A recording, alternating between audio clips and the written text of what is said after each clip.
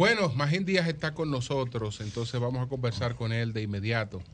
Magín, bajó el petróleo, que es una de las quejas que tiene Biden, que dice que bajó el petróleo y eso no se ha reflejado en una baja de los combustibles en Estados Unidos.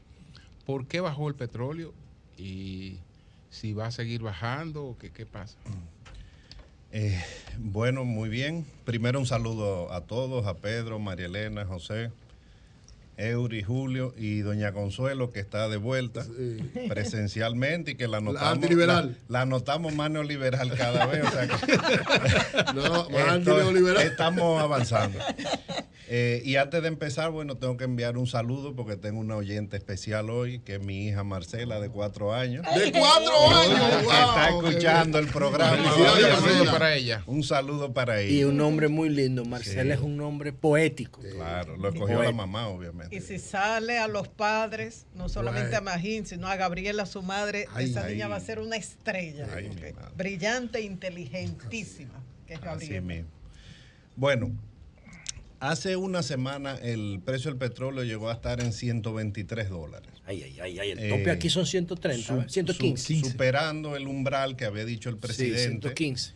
En su discurso del 7 de marzo, en que iba ya a empezar a traspasar esos aumentos de precios internacionales a los combustibles. Ahora, ¿qué pasó en la última semana? El precio al día de hoy está en $105. ¿A qué se ha debido esa reducción tan importante? A la decisión de la Reserva Federal de aumentar las tasas de interés. Inmediatamente aumentó la tasa de interés en 75 puntos base, que ha sido el aumento más grande de la Reserva Federal de su tasa de política monetaria desde el año 1994. Los mercados lo que han hecho es entender que va a haber una recesión en Estados Unidos y que eso va a hacer que baje la demanda de petróleo, y han incorporado eso al precio al día de hoy inmediatamente. Entonces, el precio ha bajado unos $15 la última semana por esa decisión de la Reserva Federal. Es un tema de expectativas. Reserva Federal sube la tasa de interés, al otro día el petróleo empieza a bajar. Ahora, la pregunta es si eso es sostenible o no. Exacto. Y aparentemente no lo es. ¿Empezó a subir otra vez? Bueno, lo que tú dices que el efecto dura muy poco. No, lo que pasa la relación entre aumento de la tasa de interés y caída de los precios. Lo que pasa es que hay un tema de expectativas. Sube la tasa de interés, el mercado entiende que puede haber una recesión del consumo y lo refleja inmediatamente en el precio. Ahora, en el mercado del petróleo hay un problema subyacente de oferta y demanda, que no tiene que ver con los mercados financieros. La demanda mundial ahora mismo son 100 millones de barriles diarios. Y la oferta también. Diablo, 100 millones de barriles, señores de fósil. Y la oferta también. Entonces nunca había habido una ocasión en que esté eso tan justo. O sea, no hay mucha oferta ahora mismo para suplir la demanda. Entonces no se ve un precio de $70 como hubo el año pasado. Porque Rusia produce el 10% de la producción mundial. Ya ha salido 1 millón de barriles de Rusia, parece que van a salir más del mercado mundial. Los países de la OPEC hasta ahora no han sido capaces de subir su producción. ¿Por qué? Porque en los últimos años no se ha invertido. La inversión que requiere la producción de petróleo es gigantesca, miles o decenas de miles de millones de dólares. Entonces, hay un problema de oferta, por eso es que Biden va en las próximas semanas a Arabia Saudita. Sí. Y su principal tema es tratar de que, como aliado, ellos aumenten la producción, pero eso está por verse. Entonces, hasta que el tema de la oferta no se resuelva, es muy difícil que el precio vuelva a bajar. La única forma de que se equilibren la oferta y la demanda, entonces, es que baje la demanda. ¿Y cómo baja la demanda? Sacándole dinero a la economía. Ahora, Magín, entonces las variables que afectan la oferta de petróleo serían la salida de Rusia del mercado con el 1%. Correcto. Y la obsolescencia de la tecnología de Medio Oriente. Esas son las dos variables que están afectando. Entonces, y las reservas de Estados Unidos no pueden aumentar. Bueno, las reservas, lo que ha pasado es ¿Y por qué se ha suplido la demanda en el último año? Porque han ido bajando los inventarios. Exacto. Entonces los inventarios en el mundo entero, incluyendo Estados Unidos, están en algunos casos en sus niveles más bajos. Entonces Estados Unidos ha puesto a disposición su reserva estratégica. Sí. Biden lo anunció hace varios meses. Sí. Tiene disponible, si quiere que baje el precio más, podría utilizar más. Esa es una opción.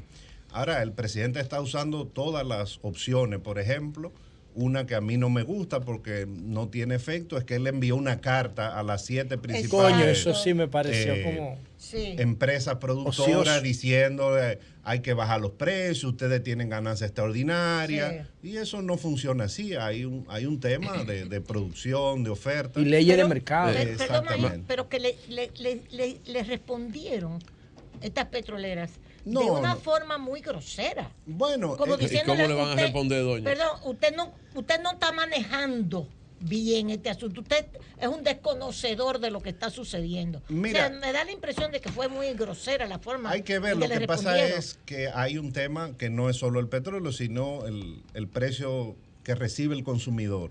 Pero hay que entender el mercado. Hay un problema de capacidad de refinación ahora mismo en Estados Unidos. No tienen la capacidad. Y eso está incidiendo en que entonces la gasolina esté muy cara, a más de $5. Sí. Pero eso se debe a que en los últimos 10 años no se hicieron tantas inversiones. Exacto. Entonces, recuperar eso va a tomar tiempo. Y el entrampamiento, imagínate el entrampamiento, porque por ejemplo, tú estás mandando a que yo incremente la producción en el mismo momento en que me encarece el costo del dinero. Claro. Entonces, eso iba a preguntar. Me sube la tasa de interés. Para incrementar la producción yo tengo que invertir, tengo que invertir más, entonces tengo el dinero más caro. Claro. Entonces, ¿qué hacer? Claro. Entonces, ese es el problema. Por eso es que uno no ve que va a bajar a $70 como tuvo el año pasado, tal vez no tan pesimista como están los bancos de inversión. Goldman Sachs y Morgan Stanley están muy pesimistas. Han predicho un precio de $130 para el segundo semestre.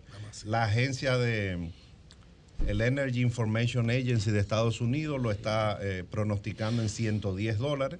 Ahora, cualquier petróleo por encima de $90, $100 a nosotros nos perjudica. Si nos den la madre. Obviamente, $100, ojalá, porque es mejor que 120, como estaba hace una semana. Pero a estos precios, por encima de $105, el gobierno, para mantener el subsidio, tiene que destinar casi 1.500 millones de pesos semanales. Ayer yo comentaba una encuesta que hizo la Asociación Empresarial de Conference Board al 60% de los CEO, a la mayor parte de los CEO de empresas importantes del mundo. Y el 60% decía que viene una recesión económica muy fuerte a final de este año o principio del año que viene. ¿Tú conoces esa información? Bueno, vamos a ver qué dicen los datos y qué dice la historia. Vamos a ver. Nunca ha habido una ocasión en Estados Unidos en que el desempleo sea menor de 4% y la inflación sea mayor de 4%, que no derive luego en los próximos 12 meses en una recesión. ¿Y a cómo está ahora? Diablo, qué maldito. El desempleo está en 3.5 y la inflación en 8.6. Sí. Nada más. Todas las condiciones. Entonces, tormenta perfecta. No me lo inventé yo, porque hay gente que sabe mucho perdón, más que yo. Esa variable de dónde tú la tomas. Tipo el mejor porque tenemos la crisis del 2008. Tenemos la crisis de la .com. ¿Cuáles son esas? Todas las recesiones que ha habido, las últimas 10 recesiones, tú las buscas. La combinación. Si tú tienes una combinación en Estados Unidos de inflación por encima de 4% y desempleo por debajo de 4%, en los próximos de 12 a 24 meses hay una recesión luego. Esa es la historia. Ahora, no necesariamente la historia se repite, siempre ha pasado. Sí. Ahora, esos indicadores están duplicados. Claro. En el caso de la inflación, y la tasa de desempleo está menos de 4%. 3 puntos y pico. Entonces, pero es peor, tú tienes un mercado laboral que está muy estrecho, o sea, que eso presiona los salarios, por un lado.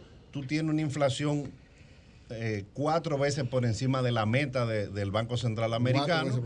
Entonces, es difícil tú bajar esa inflación. Hay que prepararse para comprar Bitcoin a 10,000. Ahí viene mi pregunta, Magín. Entonces, cuando llegue a 10,000, yo compro. Yo creo que los preceptos económicos, las fórmulas económicas de cómo lograr control de la crisis, lo decía Julio en un comentario hace unos días, estamos jugando a este nuevo modelo de cómo controlar la inflación, de cómo manejar las crisis económicas, porque lo que yo veo que todo lo que está escrito ahora mismo no está funcionando, imagínate.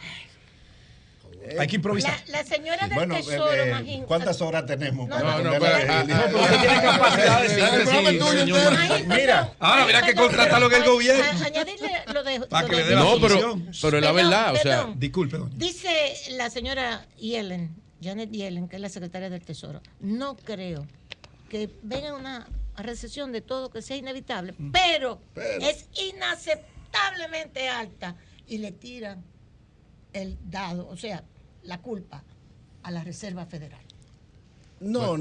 Tirarle la culpa es injusto. ¿Por qué hay tanta inflación en Estados Unidos? Algunos economistas, como Larry Summers, que fue secretario del Tesoro de Bill Clinton, para mí uno de los mejores hacedores de política económica. Está activo todavía, imagínate. Larry Summers. Larry Summers es profesor. Hay que buscar, hay que seguirlo. Ahora, él dijo, cuando llegó Biden y vio el tamaño del paquete fiscal, dijo... Pero quiere que todo el empleo que sea tóxico salga de Estados Unidos. Es decir, él prefiere que todo lo que genere contaminación venga de fuera. Porque él sabe que un ambiente sano es mejor que una riqueza innecesaria. Pero lo quiere para los otros. Él quiere el ambiente insano, con los cuartos insanos también. Mira, el tema no me han contestado a mí. Cuando llegó Biden, vino un paquete fiscal gigantesco. Y Larry Summers dijo, un momento, ese paquete fiscal es mucho más grande de lo que necesitamos. Va a crear problemas. Vayan gradualmente. Eso va probablemente a traer presiones inflacionarias. Fue uno de los pocos que lo dijo. Ahora, a eso se sumó la cadena de suministro, a eso se sumó la guerra. Sí. Han pasado una serie de cosas que la Reserva Federal no podía prever, ni la secretaria del Tesoro. Ahora, ¿qué dijo la secretaria del Tesoro en ese momento? Si ocurre, tenemos que recuperar los empleos, esa es la prioridad. Vámonos con este paquete fiscal, se recuperaron los empleos, no hay desempleo básicamente en Estados Unidos. Y cuando llegue la inflación, tenemos las herramientas para lidiar con la inflación. Ahora, en el último año pasaron 10,000 cosas que nadie previó. En China, la cadena de suministro y la guerra. Sí.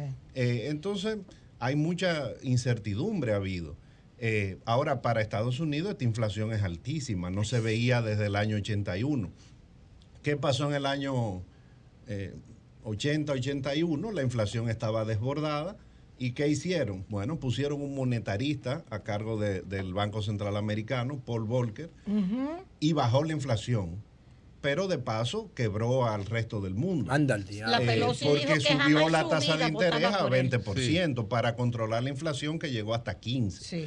Entonces, yo creo, contrario a lo que dice Virgilio, que se ha aprendido mucho a manejar la política económica mucho mejor. Por eso ahora en medio de esta crisis en los últimos 2 años la pobreza ha aumentado menos, se pudo lidiar con el COVID, pero hay una serie de factores que nadie puede prever que van sucediendo en el camino. Entonces, José, terminamos. El Banco Central tiene que, de Estados Unidos, no perder la narrativa de la inflación. Al final, no hemos perdido la narrativa, pero la verdad es que estamos improvisando en cierta parte, estamos creando nuevos métodos, porque no son los métodos tradicionales. No, improvisando no, pero se está tratando de hacer todo lo que se pueda para mantener el empleo y evitar que los precios suban. 3 ajustes a las tasas de interés en un año. Esta semana viene otra de 0.75. Es lo que digo, 3, entonces van por 4 y la inflación para arriba. Entonces, no funciona ese método. Nosotros pudiéramos decir, Magín, que en términos macroeconómicos, yo pienso que Magín debería venir 2 veces a la semana mientras dura la crisis. Tú quieres sacar gente. Adelante. Pudiéramos decir que la República Dominicana es un reflejo, la economía o la macroeconomía dominicana es un reflejo de la economía norteamericana. Nosotros, todo lo que ellos sufren, nosotros lo vamos a ver reflejado en la estructura económica nuestra indefectiblemente, o tenemos alguna vía de escape para no reflejar la crisis que ellos están viviendo allá. No, no lo vemos reflejado, lo veremos magnificado. El diablo. Es que no peor. Hay forma. Si a ellos le da gripe, a nosotros nos da neumonía. No tenemos una vía de escape, una medida de una tabla de salvación para evitar lo que ellos van a vivir. La tabla de salvación a lo largo del tiempo es irte diversificando, pero es nuestro principal socio comercial.